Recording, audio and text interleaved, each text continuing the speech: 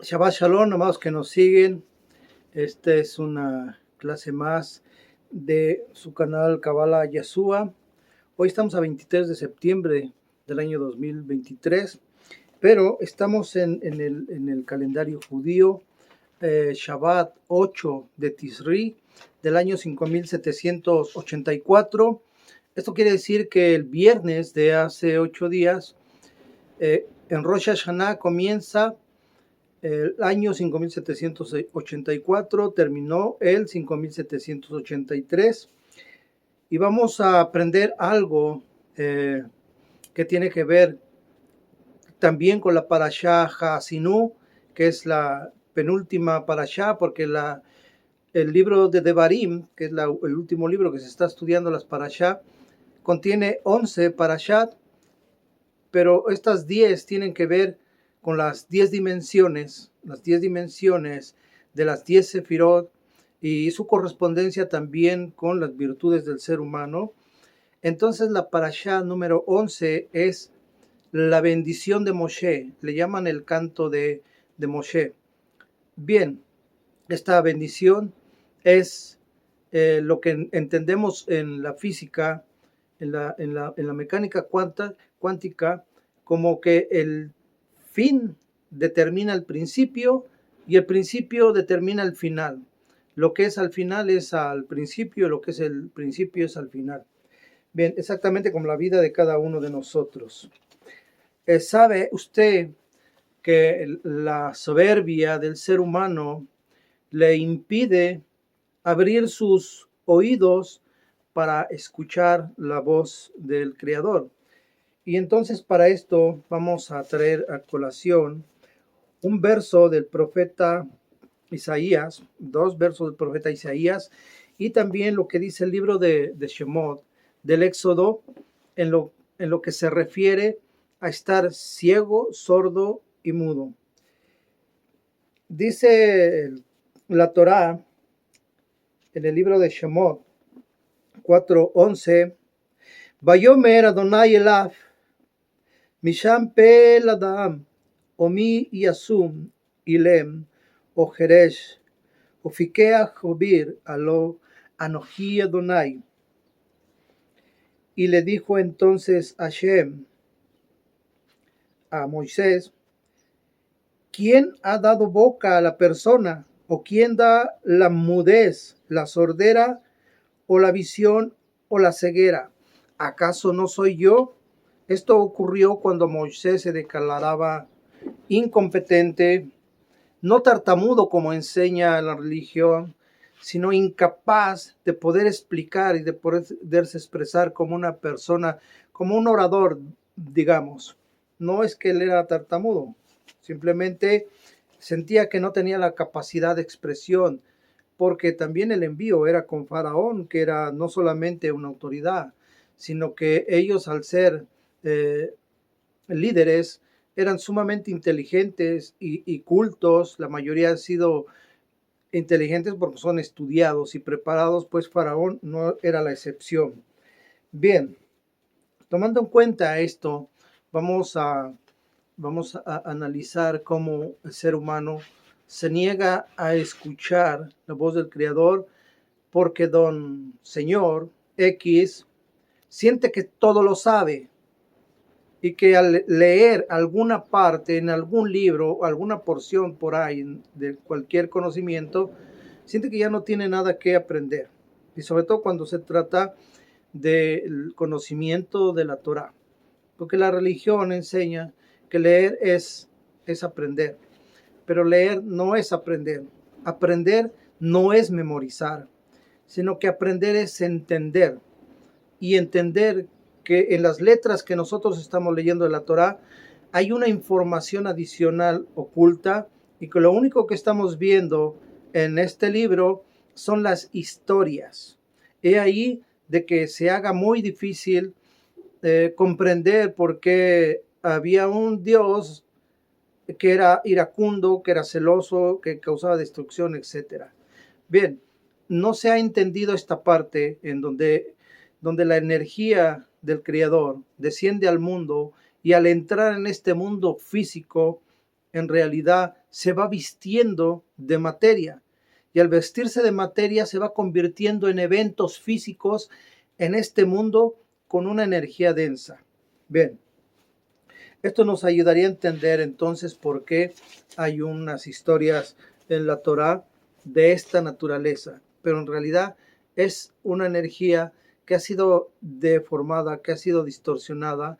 Es la luz que ha sido llevada hacia otra dimensión, el otro lado, es decir, hacia el Yetzer Hará, en donde el Hasatán es especialista en expandir la luz, en separar la información, en separar al ser humano, en separar a las familias, y su trabajo es no permitir que haya nuevamente una unidad, que no solamente es la unidad de Dios, que es la unidad de la sociedad, que es la unidad de las familias, que es la unidad del conocimiento, etc. Así que la luz, que era una sola, se expande, se fragmenta, y el propósito del Creador es volver a la unificación de esa luz. Y el mal, el Hasatán, es exactamente lo contrario. Él quiere lo contrario, ¿va? Entonces, dice el profeta Isaías, le cito Isaías 42:18, lo dice en forma enérgica. Dice: sordos, escuchen; ciegos, fíjense bien. Acabamos de escuchar en el libro de el Éxodo, en el libro de Shemot, en el verso 11, que Dios da la sordera y que da la mudez. Entonces, ¿qué es lo que está ocurriendo? O nos hace sordos o nos hace que podamos escuchar. Cuando nosotros vemos esta ambivalencia, entre comillas, encontramos como que una contradicción, ¿sí? Pero tenemos un tercer verso que nos va a ayudar a descifrar esto, que es exactamente también Isaías 35, el verso 5 y 6 dice: entonces los ciegos verán, los sordos oirán, los cojos saltarán de alegría, porque brotará agua en la tierra seca y manantiales en el desierto.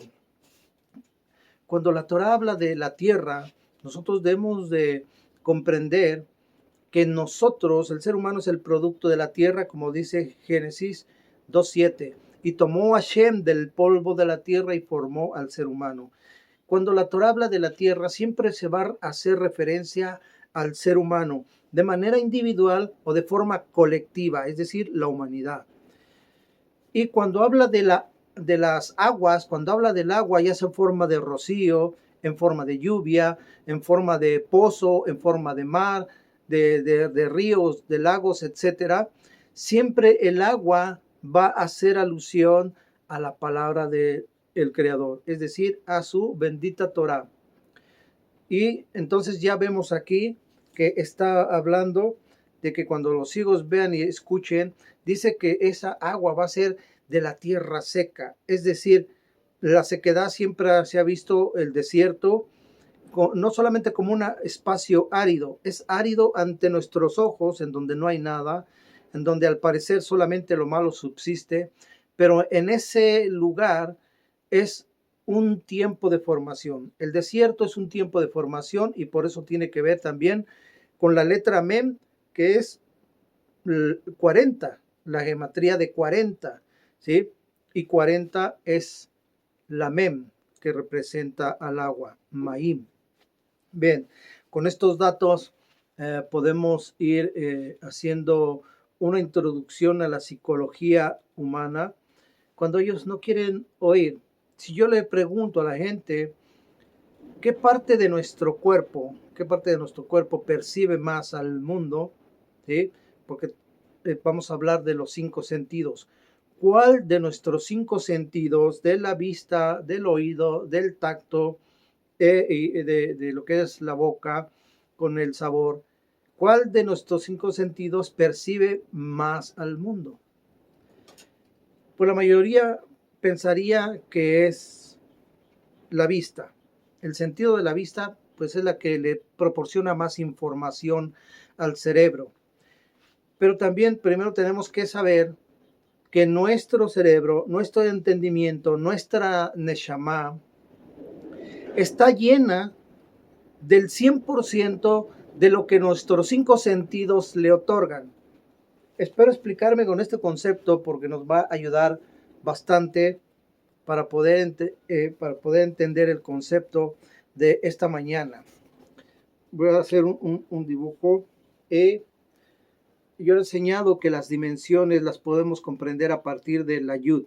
Es una yud, una dimensión, un espacio, ya sea en forma de halal, vacío, o ya sea pleno, es decir, cuando ya hay una redención.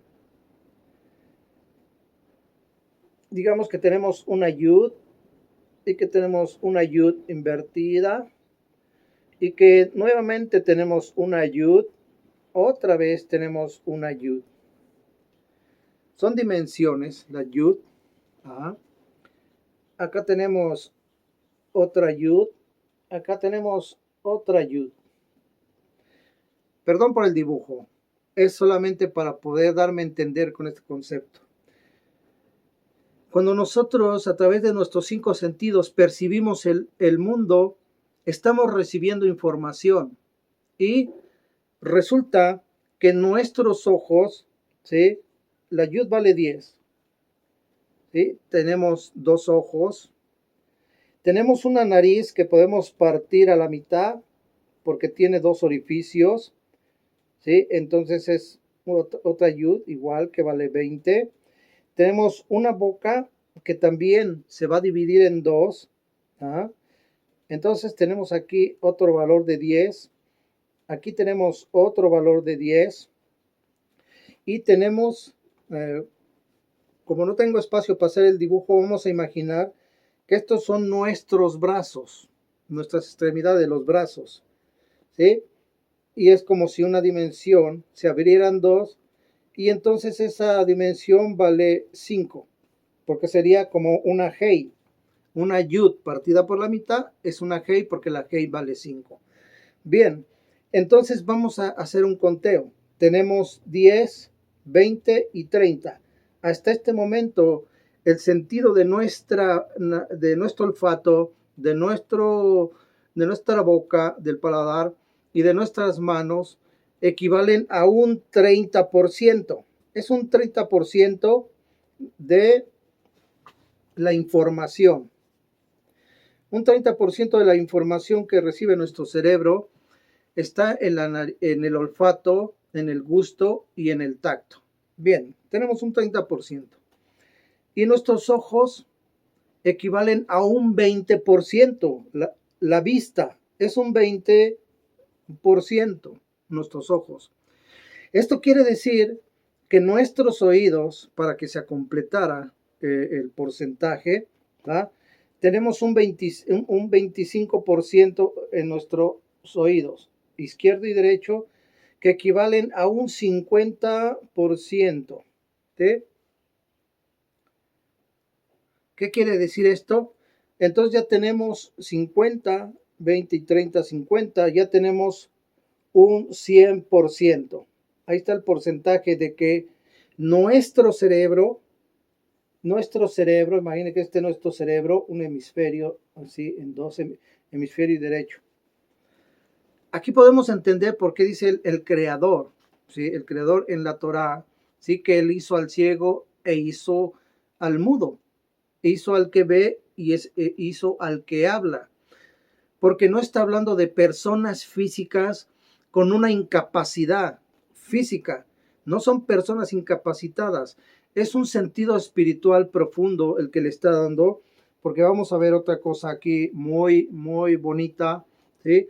Entonces tenemos nuestros oídos, nuestros ojos, nuestra nariz y nuestra boca con nuestras manos. Los 5 sentidos son los que llenan el 100% de lo que hay en nuestro pensamiento, lo que nosotros somos, lo que nosotros entendemos y lo que nosotros vivimos, etcétera. Está lleno del 100%. ¿Esto qué quiere decir? Queremos hacer una geometría, la vamos a poner aquí abajito a ver si alcanzamos a ver.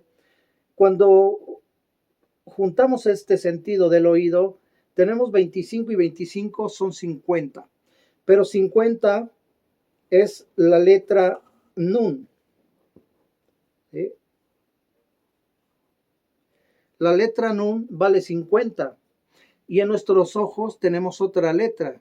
Una Yud y una Yud cuando se juntan suman 20 y 20 es la gematría de la letra Jav.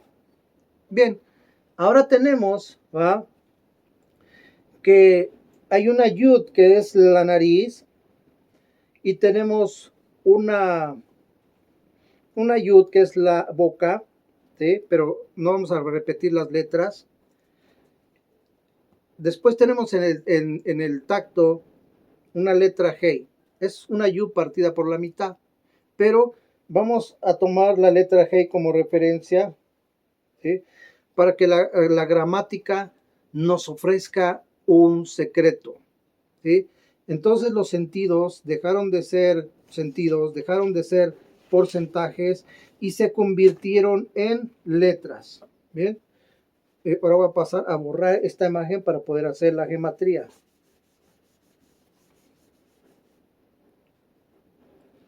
Esta palabra en hebreo, ¿sí?, sería la palabra Najea.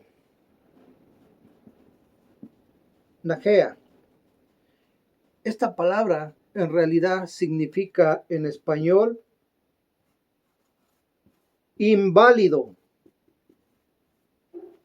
Inválido. Hace rato dijimos que Dios no hace personas inválidas, minusválidas, de manera literal. Pero la Torah a veces dice que la gente es ciega, sorda y mudo, que por más que ven, no ven, por más que escuchan, no escuchan. Está hablando completamente en sentido literal. No es que la persona nació sorda porque Dios no quiere que escuche, ¿eh? Entonces la palabra najea en hebreo, en español, es inválido, que viene la palabra nahut. Le cambiaremos únicamente la última letra como una letra taf, para que diga nahut y signifique discapacidad. Pero al final de cuentas, en el español para nosotros es un sinónimo, discapacidad. Bueno, no lo alcancé a escribir completo, pero tenemos que no es un discapacitado espiritual, no físico, un discapacitado. Pero ¿por qué? ¿Por qué? Porque viene la parte en donde entra la Kabbalah y nos ayuda a entender, ¿sí?, que la gematría que hicimos de los ojos, que son 20, de los oídos, que son 50, y de nuestros tres sentidos, olfato, paladar y tacto, es otro 30%. Ese 100% en realidad nos está hablando de la estructura del árbol de la vida, ¿sí? Keter, Komabina, Gesed, Geburat, Tiferet, Nesad, Hod, Yesod y Malhud, el mundo. Nosotros sabemos, porque la Kabbalah nos enseña, que cada sefirá tiene otro árbol de la vida dentro, ¿sí? Entonces cuando contamos 10 por 10 tenemos 100. 100. El 100% de la espiritualidad está dentro de cada una de nuestras dimensiones internas. Nuestras dimensiones internas son virtudes, son emociones, son sentimientos, son pensamientos y son acciones. Son el nefesh, ruach y neshama en acción. Pero cuando estos niveles de nuestra alma no están en armonía con la Torah, con la luz de la Torah, con la que produce vida, con el agua, ¿sí?, que brotan los manantiales del desierto, todas estas alegorías están haciendo alusión al alma, están haciendo alusión a nuestro ser interno, ¿sí? Entonces vemos cómo la misma palabra, nuestros 5 sentidos, tienen un valor gemátrico de 100 porque está haciendo referencia a su totalidad del alma humana. Ahora, ¿en qué momento dejamos de ser ciegos, sordos y mudos?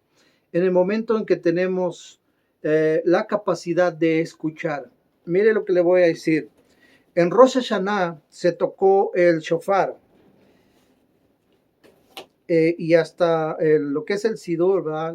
Las bendiciones que se hacen en el Shabbat, pues no se hacen completas o como son, porque el sonido de shofar va a conectar la dimensión física con la dimensión espiritual y va a ir penetrando esas dimensiones, esos mundos de creación hasta llegar directamente con el Eterno.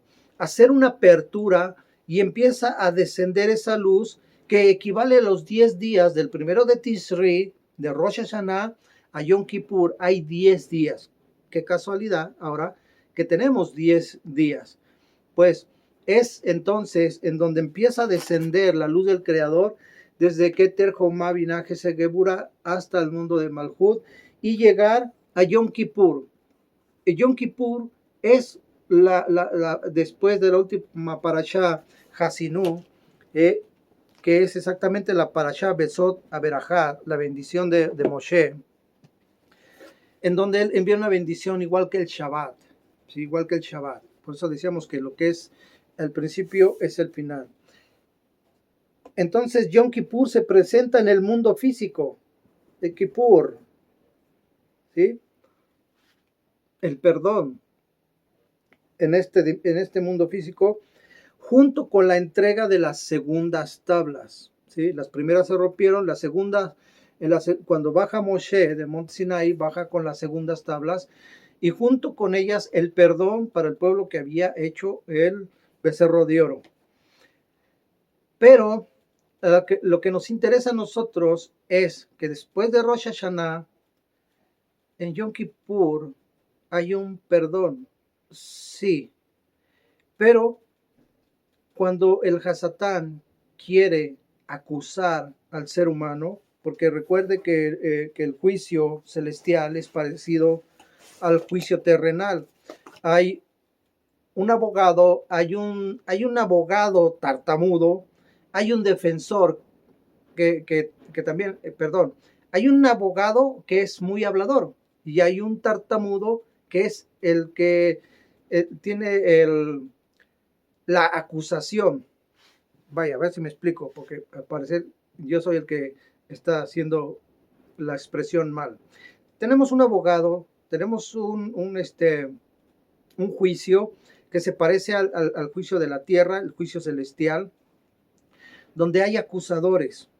Los acusadores no son ángeles en el cielo malvados que están esperando a que un alma que pecó en la tierra la acusen. No.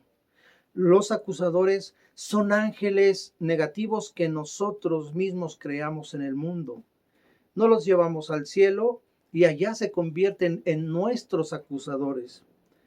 Si es cierto que hay un abogado, pues el abogado es tartamudo, pero los acusadores hablan mucho. Eso sí, tienen el don de la palabra, acusarnos y echarnos en cara todo lo que hicimos. Y está el juez para hacer un dictamen. Bien, esto ocurre de manera natural en la tierra. También así es algo parecido en el cielo. La pregunta es, ¿por qué en Rosh Hashanah, cuando se toca el shofar, el enemigo se desconcentra, se desconcierta? ¿Por qué él parece que se confunde? ¿Por qué entra en una confusión? ¿Acaso Hasatán no es inteligente? Es una inteligencia extrema. Entonces, ¿qué pasa con el sonido del shofar? ¿Por qué él se inquieta? ¿Por qué se confunde? ¿Sí? ¿Acaso no sabe lo que pasa en Rosh Hashanah? ¿Acaso no sabe lo que pasa en el mundo? Claro que lo sabe. La confusión, dicen los sabios, es la siguiente. Él, como el encargado de las acusaciones, es decir, el que trae el expediente con todo el archivo de nuestras maldades, estos son los ángeles acusadores, nuestras maldades, y el Hasatán es la persona que se encarga de llevar el archivo. Es decir, una energía grande que encierra energías pequeñas, ¿sí?